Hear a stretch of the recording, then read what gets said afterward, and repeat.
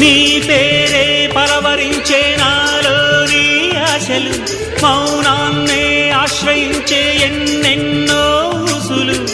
తెరిచిన కనులే కలలకు నెలవై, కదలని పెదవే కవితలు చదివే. ఎన్నెన్నెన్నో గాథలున్న నీ భాషని ఉన్నట్టుండి నేర్పినావే ఈ రోజుని. నీ జతని క్షణమైన బ్రతుకును చరితగా మార్చేస్తుందమ్మా.